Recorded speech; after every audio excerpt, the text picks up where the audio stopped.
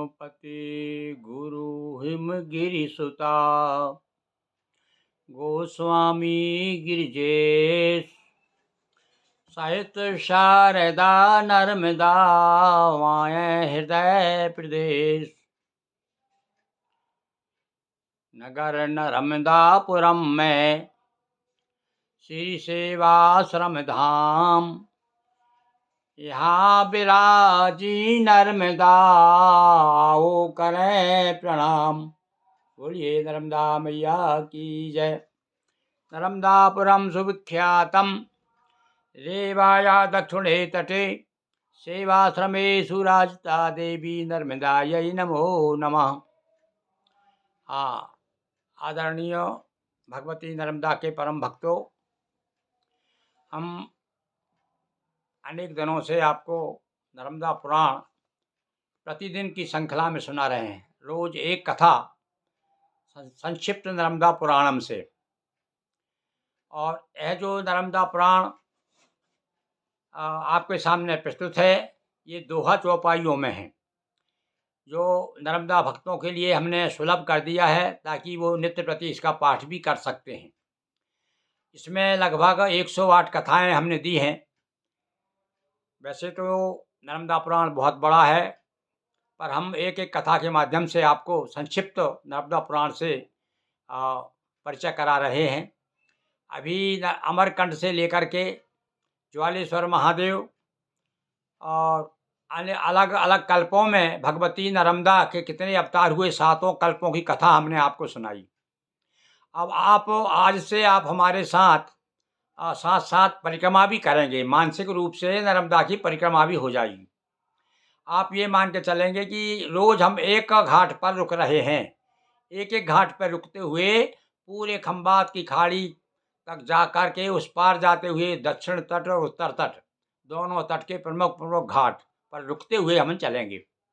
आप ये मान के चलिए कि मानसिक रूप से आप हमारे साथ में हैं। आपको भी यदि रोज सुनेंगे तो नर्मदा परिक्रमा का फल आपको निश्चित रूप से प्राप्त होगा। तो चलिए तैयार हो जाइए। अमरकंड से अपने लोग चल दिए हैं और अब आ गए हैं मधुपुरी। तो देखिए ये मधुपुरी कहाँ है, उसकी कथा सुनिए। रेवा दक्षिण तीर के तीर्थों पर दें ध्यान, माँ की करे प्रदक्षिणा रुके प्रमुखो स्थान। सज्जनों, दक्षिण तट से हम प्रारंभ कथा कर रहे हैं, परिक्रमा शुरू कर रहे हैं। अब देखिए कौन कौन से तीर्थ आएंगे। मधुपुरी तट कथा संग अश्वमेध इतिहास, अश्वलिए रिपुहन चले आए रे वापास। मधुपुरी घाट जो है पहला घाट अमरकंड से आगे चलने के बाद मिलता है। तो वहाँ पर की कथा सुनिए। कथा क्या है, भगवान राम ने जब अश्वमेध यज्ञ छोड़ा था तो भरत जी को कहा कि भाई जाइए घोड़ा लेकर के, और अश्वमेध का घोड़ा चला। तो आपको मालूम है कि आगे जा कर के लव कुश ने पकड़ा और अनेक राजाओं ने अधीनता स्वीकार कर ली। अब यहाँ पर एक कथा आती है कि नर्मदा किनारे आया घोड़ा, राम जी का घोड़ा, अश्वमेध का घोड़ा। देखिए अब क्या हुआ यहाँ। अश्व गया करने जल पाना, तभी बीच जलधार समाना। घोड़ा जो ही पानी पीने गया और उसी में गिर गया और जल के अंदर ही समा गया, पता ही नहीं चला कहाँ गया, डूब गया। डूब गया जलधार मझारी, हुआ सभी को अचरज भारी। भरत जी को बड़ी चिंता हो गई, सारे लोग सच में डूब गए। अचानक घोड़ा कैसे अंदर चला गया नर्मदा जी के। देखिए ये कथा बड़ी विचित्र कथा, आप पहली बार सुन रहे होंगे कि भरत जी घोड़ा लेके आए थे अश्वमेध का यज्ञ का, और वो घोड़ा जो है नर्मदा में डूब गया। तीर कुंड था कूंदे रिपुहन, उतरे दिखा सुहावन ओपन। भरत जी भी देर करने वाले क्या, तुरंत कूद गए। और जो कूदे तो वो भी जाकर के नीचे क्या देखते हैं कि नर्मदा के तलहटी में गए तो वहाँ देखा बड़ा सुंदर बगीचा है, बड़ा सुंदर बगीचा दिखाई दिया। और एक योगिनी करे तपस्या, यहाँ और भी बड़ी समस्या। वहाँ देखा जाकर के एक योगिनी बैठी हुई है, तपस्या कर रही है। और तभी योगिनी ने फटकारा, क्यों कर आना हुआ तुम्हारा। योगिनी ने डांटा, अरे कौन हो तुम के यहाँ कैसे आ गए भाई। कौन कहाँ के हो बतलाओ, मुझको ठीक ठीक समझाओ। त्रिभुवन कहा राम का घोड़ा, अश्वमेध का जय हित छोड़ा। अरे ये तो राम जी का घोड़ा है और मैं भरत हूँ, और ये अश्वमेध यज्ञ कर रहे हैं हमारे बड़े भाई, उसके लिए घोड़ा छोड़ा गया है।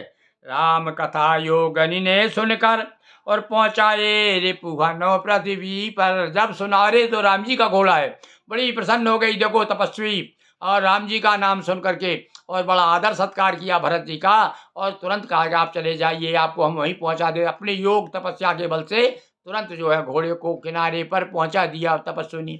देखिए एक बड़ी विचित्र कथा रामदास जी की। अब आगे देखिए कि रेवा की स्तुति कर रिपुहन, पार हुए करते शिव सुमिरन। अब ये बात कई कथा से सिद्ध करती है कि भरत जी भी नर्मदा जी के तट पर आए, उन्होंने नर्मदा की स्तुति की, और स्तुति करने के बाद में और भगवान शिव का स्मरण करते हुए आगे बढ़ गए। घोड़ा घाट कहे नर नारी, और घाट घाट की कथा न्यारी। इसी तरह की विविध कथाएं सभी भक्त रुचि कर गाएं। घाट मधुपुरी भी सभी कहते इसको आज, मार्कंडेश्वर नाम से शिव जी रहे विराज। यहाँ पर भैया मार्कंडेश्वर का आश्रम है, पहले सबसे पहले पड़ा। देखिए आप चले, अपन कहाँ से चल दिए हैं, हमारे कंटक से घोड़ा घाट आ गए हैं। नाम है उसका घोड़ा घाट, इसीलिए घोड़ा घाट पड़ा।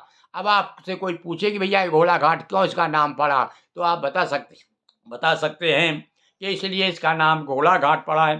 तो इस प्रकार से आज हमने आपको घोड़ा घाट, जिसे मधुपुरी भी कहते हैं, जहाँ पर मार्कंडेश्वर ऋषि का आश्रम है। बोलिए नर्मदा मैया की जय। इसी प्रकार से रोज हम आपको एक कथा सुनाया करेंगे। आज ये जो है 13वां अध्याय चल रहा है भाई, यानी 13वां दिन है आज कथा का। तो इसी प्रकार से रोज रोज हम आपको रोज एक कथा, देखिए एक एक घाट की कथा सुनाएंगे। कितनी सुंदर घोड़ा घाट की कथा आपने सुनी। एक बार फिर मेरे साथ में बोलिए, बोलिए हर हर नर्मदे हर।